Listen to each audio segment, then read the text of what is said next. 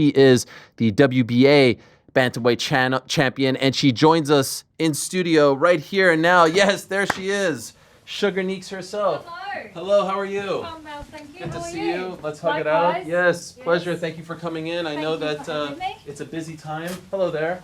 Is this someone who knows you? Yes, this is my friend Cassandra. Nice to meet you. Hello. It's so good to have you here. Did you meet Craig Jones back there? No.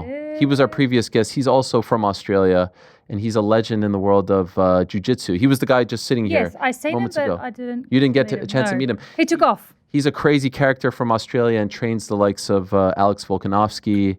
He trains. He him. trains. He's his Right. jiu-jitsu coach, Oh, I should have. and he also works with the fight dietitian. Geordie. Yes, who works with you too, right? Yes, he does. He's the best. Yeah, absolutely. Come closer to the microphone if you don't mind. Don't be shy. Welcome. Move this? Yes, do whatever you want. Welcome to New York. Thank you. This is amazing. This is a huge opportunity for you. Massive. First time fighting in the U.S. Yes, and I'm very excited. Have you ever been to New York before? I haven't, no. Your first time in New York City, you'll be fighting at Madison Square Garden. Yep, how crazy is that? I still sort of can't believe it, but we're here and I like to live in the moment, so I'm taking it all in. When did you get here?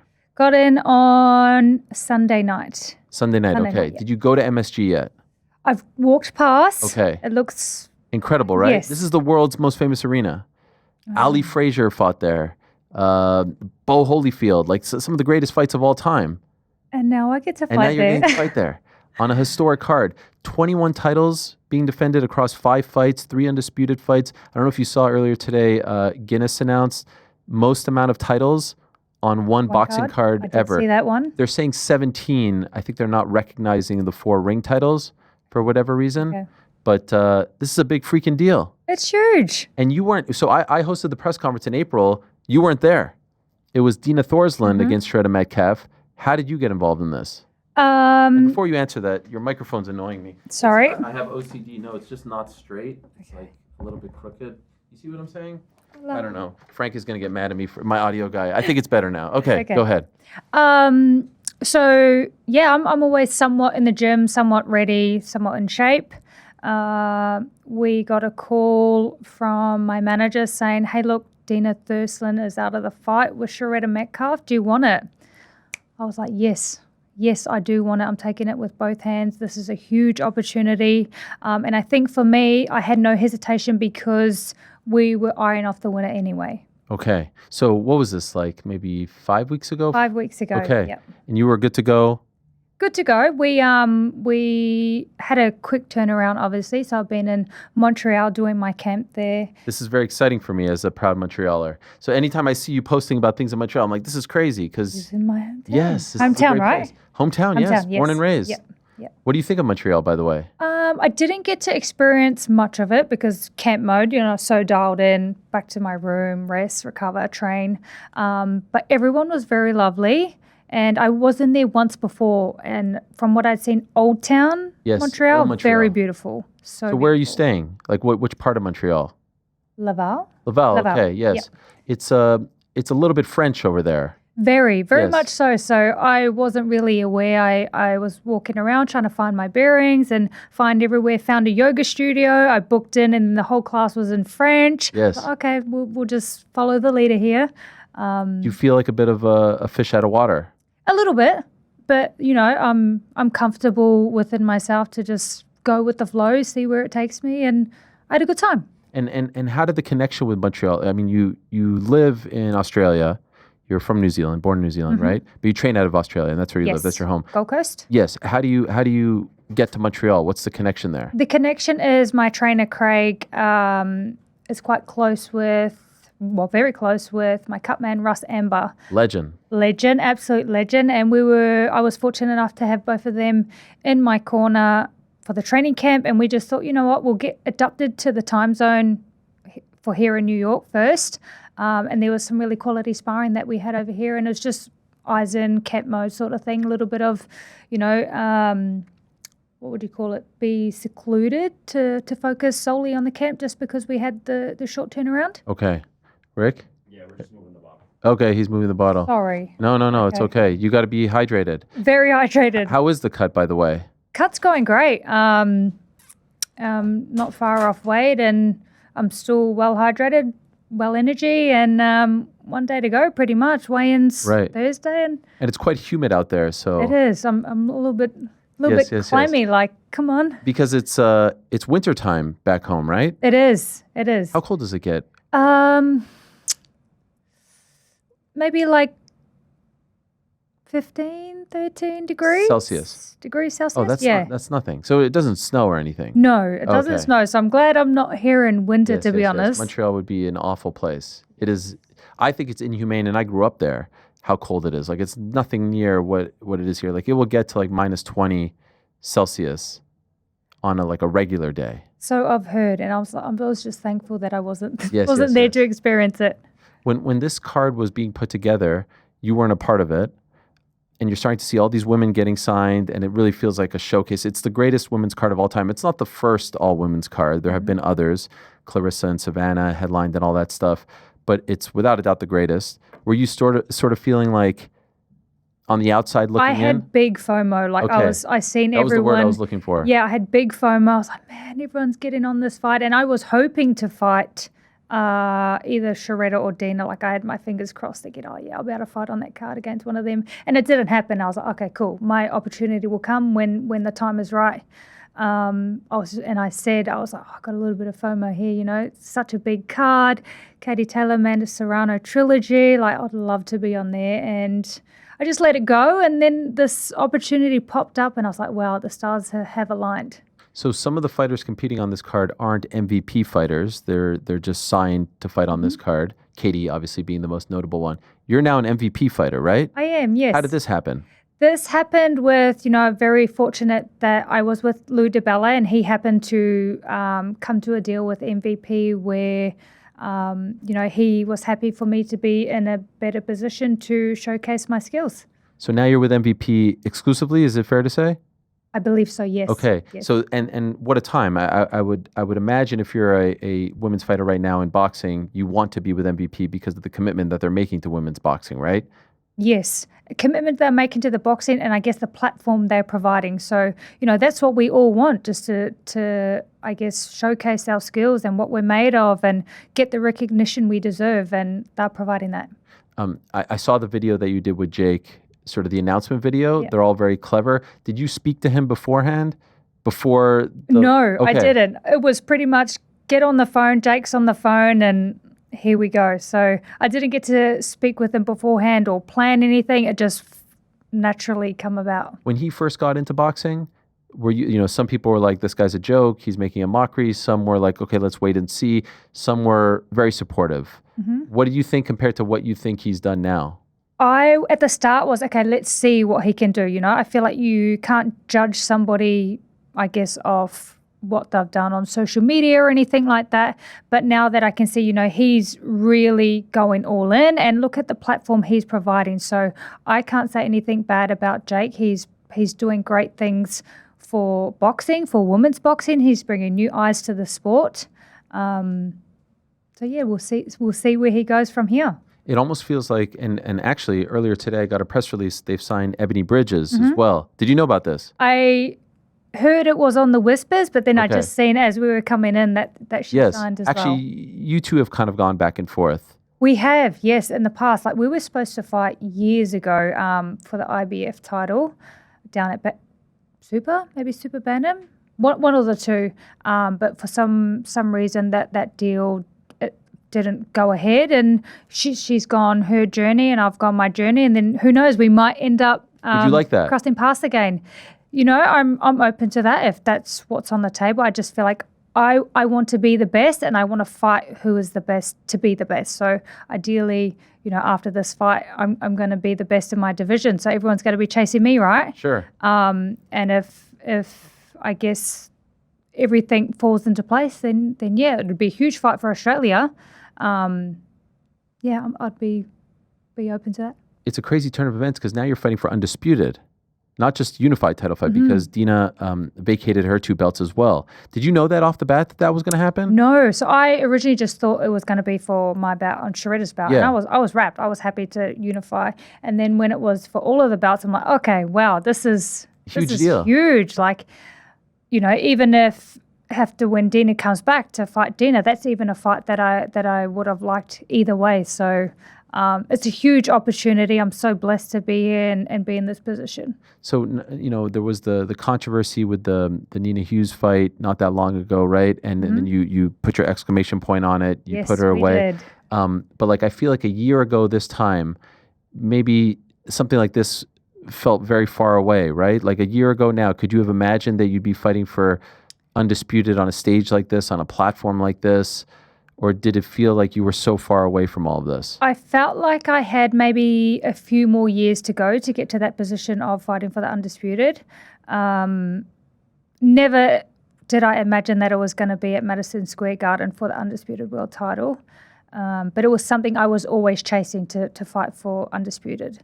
And then it just so happens to be at the Mecca of boxing. On the biggest platform, 300 million huge. subscribers, available worldwide, all this stuff. Shurretta Metcalf, is she someone that you've been thinking about? Is she someone, she's got a crazy backstory herself, fighting underground fights in Dallas for many years, had a big win at the theater not that long ago. Is she someone that you've been thinking about, that has been on your radar? Well, when she won the bout of Maya, I was like, I want another bout. She has something that I want, so let's chase that. And after the last fight with Nina, she was one of my options to fight, so we were chasing that fight anyway. Have you seen her? Have you run into her since you've No, been not yet. Not yet. So tomorrow will probably be the first time. Yes. At the I believe face-offs. So yes, that's going to be fun. What is the approach when you do the face-offs? I'm just me. I'm wholeheartedly me. I just show up. I'm in the moment, and I've got a job to do. I'm so focused. I'm so zoned in. I'm not too worried about, outside noise or what she brings. I'm focused on myself, and that's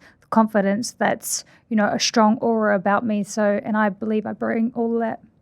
I've seen on your, and there's the announcement right there when they put it out. They're very good on the social media. They're very... They're all about it. And it's cool to see this week, just the amount of social media exposure that everyone is getting. Yes. I've seen on your social media, you're very into meditation. In fact, I think you even fly out is she your... My healer, pretty much. Healer. Yeah, Roz? my mind, body, and soul. Roz, yep. So when you say healer, what does that mean? I guess, that's just a term we sort of say for each other because we work in mind, body, and soul massage therapists. So I get treated for my body. We do a lot of mindfulness. We sit, we meditate, we visualize. Every day? Throughout camp, yes, every day. Every day we do something, whether it be having sound bowls of evening, whether it be a guided meditation to walk through how fight night's going to go and how you see yourself winning and the emotions that you feel during that moment. And just a moment because this is such a huge platform, like being in front of so many viewers, being here in New York, I feel like the hype can get to everyone and you're sort of off with the fairies, whereas I want to stay grounded. I want to stay true to myself. I want to be focused in on the job, and I feel like you have to be confident in you and yourself to be in that position. So you fly her out, she stays with you? Yes. For the duration of your time in Montreal. Is she here too? She is here in New York. She didn't get to come to the interview. No, I don't mean in the studio. I mean, like, did she come to New York with you? She did, of course. Yep. And she comes to watch all the sparring sessions. She can see, like, she listens to Craig in terms of, okay, Neeks could maybe use this cue or interpret this into her meditation. So she's a big part of my team. How long have you been working with her? I've known Roz for 8 years. She was just a body therapist, and then the last 2 years we've been working quite, deeply into the more mindful side of things. Okay. And when you're meditating, like how long? I'm fascinated by meditation. I don't do it because I don't think that I would have the patience, to be honest, which I think is a bad thing, given our addictions to devices and all that stuff. Yeah. How long do you do it for? Like, how long do you actually shut off? Honestly, it doesn't have to be like crazy. Maybe 15, 20 minutes, or even like we do a breath work of a morning and it's like 7 minutes, but you allow that time solely to you. Okay. And is this like, are you saying anything while you're doing this, or is it just... It's just, I think, being present in the moment and giving yourself time, whatever thoughts run through your head, or before you start the day, life can be chaotic at times, and you need to really calm down, and you can focus. Like I like to focus in on how my day is going to go, or what was I grateful for yesterday, just to be able to reflect. Yes. Are you the type of person that gets nervous before your fights? There's always good nerves. I find that if you don't get nerves, you're not really in the zone. But it's nerves where, okay, I'm switched on here. I'm so focused. I'm so dialed in. I know what I need to do.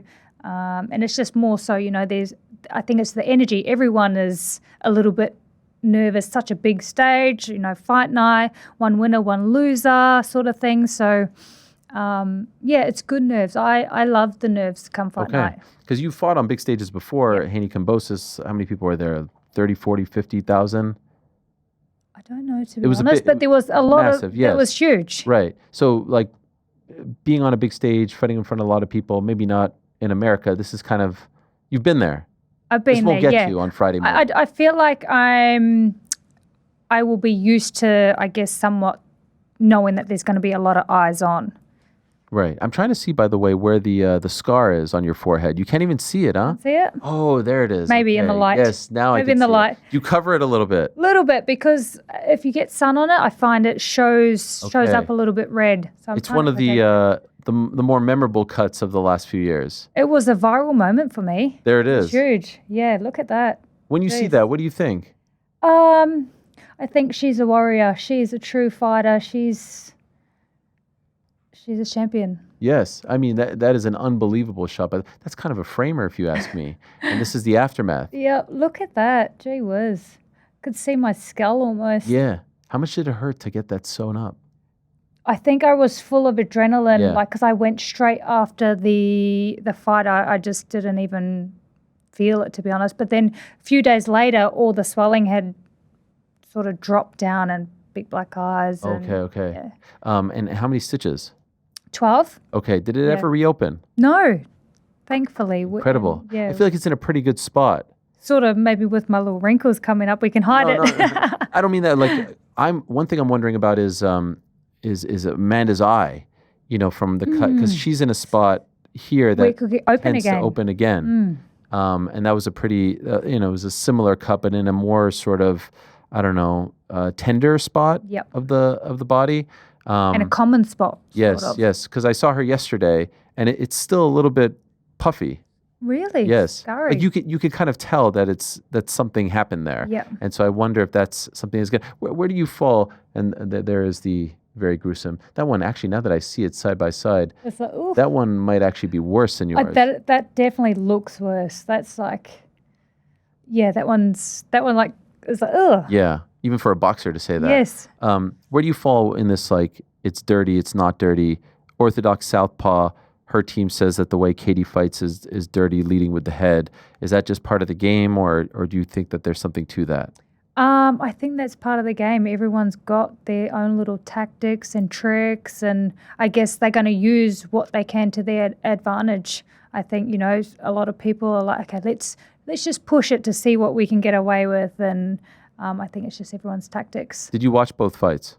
I did, yes. I was there live for the one in Texas. You were there live? I was, okay, yes. wow. So it was real Did cool you fly to in watch. just to go see it? Yeah, I did. Oh, wow, I did. wow. And, being there up front, it was really cool to watch. But I haven't watched it back yet because I felt like there was a different view from. Okay. Who did you think won on the night? I thought Amanda won on the night. Yeah. But yeah, I feel like, watching it on TV and watching it live can be two different. Who do you back in this third fight? I'd love for Amanda to get the. Are you just saying that because you're MVP now? No, No. no. Only because there's been such a close fight, both fights. Right. And just to have the 2-1, I feel like you always got that hungriness. Okay, it's my turn now. I'm going to win this. So I feel like that's what she's got there. Have you met her yet? I've met her in Texas, but I haven't bumped into her yet. Okay. And just in terms of like fight week and the way that you're being treated and logistics and all that, how is MVP compared to some of the other promoters you've worked for? It's been great. We've been really well looked after, been very supportive, very accommodating to a lot of my needs, especially being like such such a short turnaround to get into the ring. I couldn't fault them. We had a fighter. There's a fighter named Kai Kara France. Are you familiar with him? Yes, I do know Kai. He is, I knew you know, of. of him. Yeah. Okay, he is of I'm going to butcher this. Maori. Maori descent, like you. Yes. And in the build up to his fight, just a couple of weeks ago, he fought for the belt. Unfortunately, he lost. He was speaking a lot about his heritage, and maybe early on in his life and career, he tried to not showcase it as much. But now he's a lot more comfortable, and there's a few great videos about his background. I'm just wondering if you saw any of that stuff, and even if you didn't, how much does your ancestry, your background?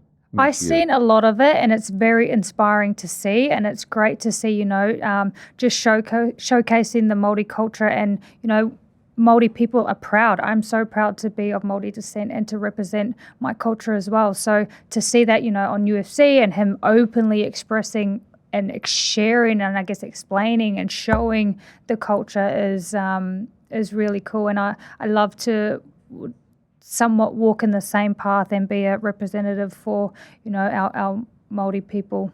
For those that may not know what it means, like how would you describe what the culture is? The culture is, I guess, Indigenous people of New Zealand. I feel like we're very proud. We show, I guess we show a lot of pride in our culture, as anyone would in their own sort of cultures. And how old were you when you left New Zealand to move to Australia? I was 9 when I left. Okay. So do you have more of a connection now to Australia than New Zealand? New Zealand is always home. I always, remember my roots, where I grew up. But I feel like I am a part of Australia now. Why did you move? Just, I think my parents brought us to Australia. I think it was a better lifestyle growing up, and they wanted to be in a better environment. Okay. And who got you into boxing? My dad. Was he a boxer? He wasn't a boxer, but it was more. He was into fitness, and I wanted to go to the gym when I was like maybe I think I was like 12. Okay. So we went to like a local YMCA for a box fit class, and it just grew from there. Just from that? Just from that, yep. Did he try to push you to? Never pushed me into anything. We did a box fit class, and the trainer there at the time, Philip Holiday, he had his own boxing gym, and I was enjoying it. I was always a bit of a rough tomboy growing up, so I was like, oh yeah, I could get the hang of this. I went down to the boxing gym and sort of just fell in love with it. So how do you go from like that, just doing it for fun, to actually like probably getting an amateur fight, maybe a smoker or something like that, and like working your way up to becoming a pro? How does that happen? A lot of hard work, a lot of dedication, a lot of commitment. I competed for Australia in the amateurs at a few world championships, was trialing for the Commonwealth Games. I wasn't successful with that. Started a pro career, and then I just enjoyed it. I loved, traveling. I loved the training. I loved the person it created and the characters, characteristics that I gained from being so dedicated to boxing. And just hard work. I was so dialed in. I was so zoned in. People said, oh, you're not going to make a career from boxing. Oh, why are you doing boxing? What are you going to do? Like, where's that going to take you? And I was just like, I make my own choices, and this is what I want to do. And I just chased it. Did you ever doubt? Did you ever think that they were, you know what, maybe they are right. Maybe nothing is going to come of this. Maybe I'm spending too much time at this. There was always times where I thought, oh, maybe I should do something else. But I was like, if I'm going to be good, I have to go 100% in. And I did that. I went all in. I focused, and I was like, no, this is what I'm going to do. And I went for it. Did your parents support it? Very much so, yes. Do they come to all the fights? Not to all of the fights, but to majority of the fights. Will they be at this one? No, unfortunately not. My mum would love to be here. Okay. Because it was such short notice. I think it was with work commitments and things like that. But they'll be at the next one. Can I ask about your brother? I'm sorry about what happened to him. This was back in 2023. Mm-hmm. Your brother was murdered. He was. Could you tell us about it? Very tragic. It's. I think it was like going down the tracks of gang related. Okay. It was a big shock to our family. He had actually just not long gotten out of jail and had plans to change his life around. And unfortunately, there's some cruel people in this world. How old was he when he passed? 22. Were you close? We were close when we were younger. As he got through his adult life, we weren't as close just because of the path that we were on. I love my brother, and I was happy. You do what you do, I do what I do, but I didn't want to be involved in the lifestyle. Okay. Were you ever tempted or pulled into that direction and chose not like to go down a path of, No, trouble? I felt like I had started boxing before, I guess, anything sort of had shown signs or anything like that. And I was so dialed in already at such a young age. I'd moved out of home quite young. So I wasn't interested or, I guess, tempted to go down that path. And you fought shortly after he passed, right? I did, yes, and I took it on because we had planned the fight was going to be the first one that he was going to come to watch live. So you had kind of reconnected with him. Yeah, and I was like, he would have wanted me to fight. Wow. And so I dedicated that whole fight to him. And how difficult was that? It was very difficult just to, I guess, speaking on I guess the mind and being confident not confident, but just mentally being prepared to go through emotions and thoughts and feelings, to be mentally prepared. Did they ever find the people who killed him? They did, but still things are up at court at the moment, and we hopefully will have some justice soon. And it's been a few years. Few years, yeah. They're taking their time, that's for sure, when everything is all on CCTV. Was it 2022 or 2023? 2022. Okay, yeah. So 3 years and still no resolution. Golly. Is this sort of hanging over your, like, do you just want a resolution so you guys can move on? I feel like our family, we're just waiting for, I guess, for some justice to be made. Is this common in Australia? Does it take this long? To the best of your knowledge? To be honest, I'm not too sure. I don't know what's going on. It's always, court hearing. So we will, when we know, I guess we'll know, hopefully soon. Okay. How much do you think about these things when you, like, because sometimes I've heard about when fighters are cutting weight, like everything kind of gets stripped away and you start to think about your own life and thoughts and demons. Yes, it gets deep sometimes. It could get dark. Are you that type of person as well? Does the mind start to wander? I feel like for me, I am so dialed in on trying to have, positive thoughts, positive people around me. Any negativity that comes about or crosses my mind, I really work hard on. Okay, we're not in the right time right now to be having those thoughts. Like, let's cut it out right now. It can come back another time. So I feel like I'm pretty good mentally just to be like, okay, I'm in the zone and that's all that matters. This is the read that I'm getting. Dialed in. You've said that word a few times. Dialed in. I'm so dialed in. Unflappable, unbreakable, like nothing's gonna... Pretty much. Like, I'm so focused, like, I guess if for whatever something crazy was to happen, I'll be like, I've got a job to do. This is why I'm here. I've got a job to do. If the whole place is on fire, but the ring is still good, you're just walking in there, you wouldn't even notice. Let's go. Come on, I'm ready. Fine. Like that meme of the dog just sitting there, like all is good. All is good. Always been like that? Yeah. Yep. Incredible. Good on you. I mean, I guess this is fight week. You should be like this, and the fight is literally 3 And this days is huge. Like, this is a moment to make history. And you feel like this is the culmination of everything. Yes. This moment. Yes. That's a lot of pressure to put on yourself. I don't want to put pressure on myself. I don't need to put pressure on myself. I've done the work. I'm confident in myself. I'm confident in my team. I'm confident in my abilities. I don't have any pressure. Well done. Well said. Sometimes people will say that, like I'll say that to myself, but I don't actually believe it. I believe it. Okay, I believe that's it. the difference I between a high-level athlete and just, regular guy sitting here. How do you see it going? The fight? Yeah. What do you think? I don't think it's going to the end of the fight. Okay. I don't see it going to the end, and all I see is those belts around my waist. Wow. That's what I see. All of them. All of them. What a moment at MSG. Yep. Actually, I saw. I read a thing. I don't know if you saw this or knew this as well, but I took a picture of it because I wanted to remember it for this moment. There have not been many New Zealand boxers. I know you also represent Australia who have fought at Madison Square Garden. Do you know who the last one was? The last one. Rel- Female? yes. Um, Fought Michaela Mayer in 2018. Baby Nansen. Baby Nansen. That was the last one. And then before that, the last New Zealander to fight at MSG was Callie Meehan when he knocked out Devarel Williamson back in 2007. So there haven't been a lot of you in the last 25 years.